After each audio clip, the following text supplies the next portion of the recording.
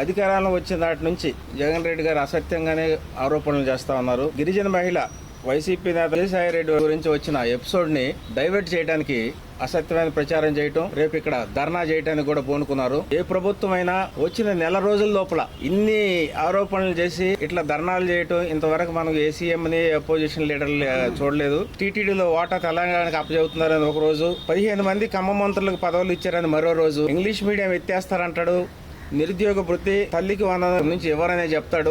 ఆయన కలగంటున్నాడు. ఇవ్వకపోవటం అంటే ఏదోదండి, అన్ని కంటిన్యూ అవుతున్నాయి. అనంత బాబు అని ఒక ఎమ్మెల్సీ ఉండేవాడు, ఒక ఎస్సీ అబ్బాయిని చంపి ప్యాక్ చేసి మరి ఇంటి దగ్గర డెలివరీ చేశారు. అతను మాత్రం ఈయన రైట్ సైడ్ కూర్చోబెట్టుకుని ప్రెస్ మీట్ పెడతాడు. అట్లాగే ఒక డాక్టర్ ని మాస్కులు అడిగినందుకు హింసించి చంపించాడు. అట్లాంటి హత్యలన్నీ చేసింది అతను. మొత్తం కలిపి దగ్గర దగ్గర 300 మంది ఎస్సీ పరుషులను చంపినట్టు మనకి రికార్డు ఉంది. గత 5 ఏళ్లలో చాలా మంది మహిళలు మిస్ అవుతా ఉన్నారు. గత 5 ఏళ్లలో దాని ఇన్వెస్టిగేషన్ దాఖలాలు చేయలేదు, చేసిన దాఖలాలు లేవు.